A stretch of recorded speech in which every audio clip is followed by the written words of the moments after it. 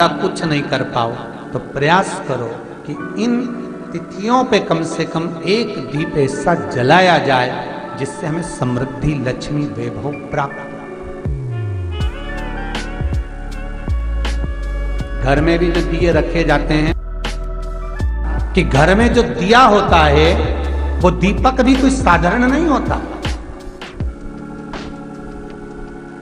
उस दीपक की भी महत्वता है, उस दीपक का भी वर्णन है महाराज। और कई तरह के दीपक होते हैं, दीपक का भी विधान वर्णन किया गया, उस दिए का भी वर्णन किया गया। यहां तक शास्त्र कहता है कि घर में अगर किसी को बहुत तेज बुखार आ गया है, बहुत तेज बुखार, और बच्चा उस बुखार में तप रहा है, बहुत तप रहा है महाराज, तुम जिस दिए में भगवान की आरती उतारते हो, जिस दिए से तुम भगवान की पूजन करते हो, उस दिए की बत्ती को नीचे डाल दीजिए और उस दिए को पानी की बाल्टी में धो दीजिए। कौन सी बाल्टी में? जिस बाल्टी के पानी से आप बच्चे को स्नान करा सको महाराज। केवल भगवान पर से ले जाकर, पास में से ले जाकर उस बाल्टी में थोड़ी देर डाल दो और उस बाल्टी के पानी से उस बच्चे को स्नान करा दीजिए। 15 से 20 मिनट, आधा घंटा लगेगा, बच्चे का बुखार पूरा उतर जाएगा।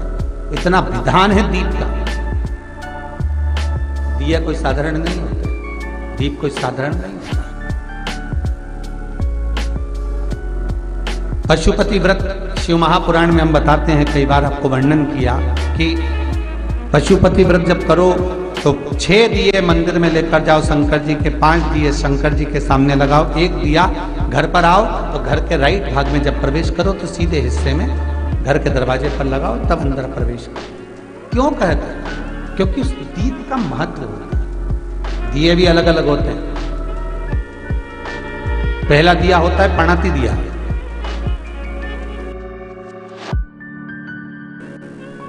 ये पड़ती दिया मट्टी का दीप, जिस दीप के अग्रभाग को थोड़ा सा बड़ा कर दिया जाता है, उसको पणती दिया कहते हैं। ये पणती दिया जब भी भगवान के सामने लगाया जाता है तो इस दिए को सम्मुख में जब रखा जाता है तो दिए का जो लौकी मुख होता है वो अपनी ओर होना चाहिए।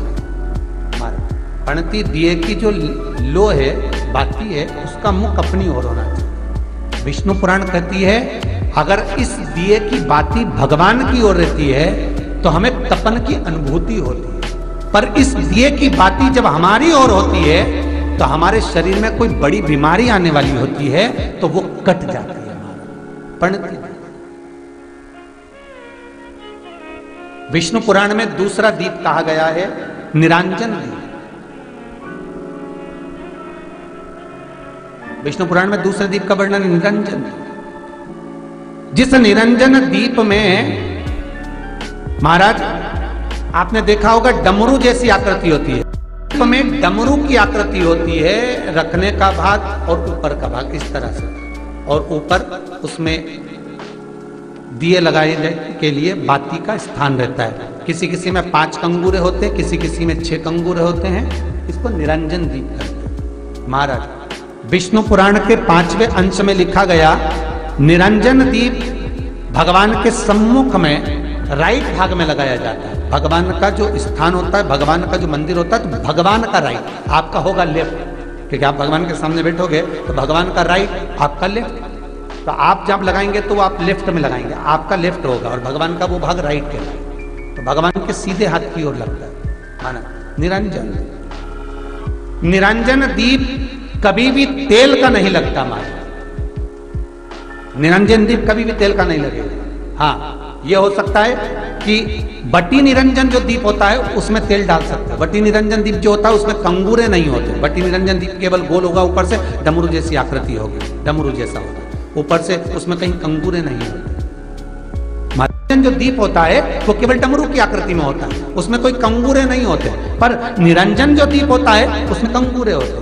तो जो निरंजन दीप होता है उसमें कभी तेल नहीं डाला जाता। निरंजन दीप को हमेशा घृत से ही लगाया जाता है। पर बटी निरंजन जो दीप होता है उसमें आप तेल डाल सकते हैं। बटी निरंजन दीप जो लगाएंगे वो तेल का लगा सकते हैं, पर निरंजन में कभी तेल नहीं डाला जाता। क्यों नहीं डालते? विष्णु पुराण कहती है निरंजन दीप के अंदर अगर तेल की बाती लगाया जाता है तो 1 रुपया कमाते हैं, 1.25 रुपये खर्च होगा। घर में 10 लोग भी कमा कर लाएंगे तो पैसा नहीं दिखेगा, घर में रुपया टिकता नहीं है। अर्थात निरंजन दीप में आप तेल की बाती लगा रहे हो, ये सिद्ध हो चुका है। अब अगर आप यही बात किसी जगह पर पूछोगे, किसी आचार्य से पूछोगे हमारे यहाँ ऐसा हो रहा है, तो वो कहेगा तुम्हारी गृहदशा खराब हो रही है, तो उसने अंगूठी पहना दी। अंगूठी पहनाने के बाद भी घाटा खा गए, फिर पूछोगे महाराज हमने तो अंगूठी पहनी, नीलम पहना, पुगराज पहना, ये पहना, वो पहना, आराम नहीं लगा, तो कहा तुम्हारे यहाँ वास्तु का दोष है। वास्तु भी सही करवा लिया, उसके बाद भी सुख नहीं मिल रहा। अर्थात आपके दिए में जो आप बाती लगा रहे हो उसमें कुछ कमी है, उसको पहचानो। चतुर जो डॉक्टर होता है वो जरा सी देर में पकड़ लेता है कि इसको प्रॉब्लम हो क्या है, और नहीं तो कहेंगे जांच कराओ, ये जांच वो जांच, और मालूम पड़े कुछ निकला नहीं, फिर भी शरीर में कष्ट का कारण क्या वो पकड़ा जाता। मतलब आप 1 रुपया कमा रहे हो, 1.25 रुपया अगर खर्च हो रहा है तो निरंजन जो दीप है उसमें तेल की बाती लग रही है, ये पक्का है, ये पक्का है। मतलब घर में पैसा टिक नहीं है, पैसा आ तो बहुत रहा है, बहू भी कमा रही, बेटा भी कमा रहा, दुकान से भी आ रहा है, किराए से मकान भी चल रहा है, वहां से भी बहुत कुछ आ रहा है, पर आखिर पैसा दिखता क्यों नहीं है? आया लाख रुपए रात को आए, 2-3 दिन में चले गए, बची नहीं कुछ भी। पत्नी के पास भी बेचारी वो माई के साथ अल्लाह के जोड़ के वो तो बताती नहीं, अच्छा थोड़ा सवाल कर, पर कमाई का धन नहीं दिख रहा। मतलब निरंजन जो दीप है, निरंजन दीप जिसमें ऊपर कंगूरे बने रहे 5, 6, 7 डमरू की आकृति का रहता है, पर उसमें कंगूरे बने रहते निरंजन, उसमें जरूर आप तेल डालकर जला रहे हो, इसलिए धन दिख नहीं रहा, संपदा दिख नहीं रही, वैभव दिख नहीं, उसमें केवल घी की ही बाती है। और महाराज बटी निरंजन जो दीप होता है उसके अंदर आप तेल डालकर जला सकते हो। बटी निरंजन जो दीप होता है ये आप किसी भी स्थान पर लगाओगे, सबसे पहले पितृ इससे भाग ग्रहण करते हैं, देवता को देते हैं, देवता उससे भाग ग्रहण कर कुबेर को प्रदान करते हैं, कुबेर उससे भाग लेकर शिव को प्रदान करता है। भगवान शंकर बटु भैरव को कहकर घर का उद्धार करते, इसीलिए इसको कहते बटी निरंजन। इसमें कंगूरे नहीं होते महाराज, बटी। एक कुबेर निरंजन भी होता है, दिए में स्टैंड होता है, पकड़ने की जगह होती है, आगे उसमें चोंच लगी रहती है, उसको कुबेर निरंजन दीप कहते हैं। कुबेर निरंजन दीप महाराज जब भी जलाया जाता है, इस तरह का दिया अगर किसी के घर में हो कुबेर निरंजन, जिसमें स्टैंड होता है, ऊपर होता है, थोड़ा लंबा होता है, आगे लंबाई निकली रहती है। कुबेर निरंजन दीप घी का लगाओ चाहे तेल का लगाओ, उसमें लौंग या काली मिर्च, काली तिल या चावल, पूजन वाली जगह में जो चावल रखे उसका 2 दाना चावल का या फूल की पत्ती, कुछ भी उस कुबेर निरंजन दीप में डालना जरूरी होता है, जिससे हमारे घर में भंडार सदा भरा रहे। अगर कुबेर निरंजन दीप खाली जलता है, आपने कई जगह मंदिरों में देखा होगा, कुबेर निरंजन दीप डालते हैं तो उसमें थोड़ा 2 दाने चावल के डाल देते हैं, कुछ नहीं डालता तो एक सिक्का पटक देते, एक का कलदार पटक देगा, कोई चवन्नी पटक देगा, कोई 5 पैसे पटक, पर पटकेगा। कुबेर निरंजन दीप खाली नहीं, समृद्धि देगा।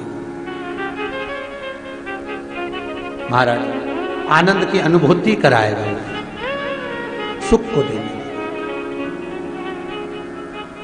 मट्टी के जो गोल दिए होते हैं, माटी के, महाराज इन गोल दिए का जो प्रमाण हमारे यहाँ शास्त्र कहता है, ये चहो दिशा को सुख प्रदान करने वाले, इसकी बात ही आप कहीं पर भी लगा सकते हैं, किसी भी स्थान। आटे का दिया, तो आटे का जो दिया लगाते हैं, इसकी बाती हमेशा याद रखो कि अगर 4 दिए लगा रहे हो तो चारों दिशा में बाती होना चाहिए उसकी, मतलब बाती एक ही रखो पर 4 दिए को 4 दिशा की ओर निर्मित कर रख दीजिए, उसका मुख उधर। आटे के दिए में कभी भी चोंच नहीं बनाना चाहिए, अर्थात बत्ती रखने की जो चोंच होती है आटे के दिए में कभी नहीं बनाना, बिल्कुल गोल बनाना चाहिए, और उसको फिर विसर्जन की ओर आप लेकर जाओ या देवता की ओर लगाओ, जहां लगाना है, पर उसमें चोंच नहीं होना चाहिए। जिस आटे के दिए में चोंच बन जाती है उसको बलि का भाग ग्रहण करने वाले देव उसको प्राप्त कर लेते, तो उसका पुण्य हमारे खाते में नहीं आता। इसलिए आटे का दिया जब भी लगाएं संपूर्ण हो तो महाराज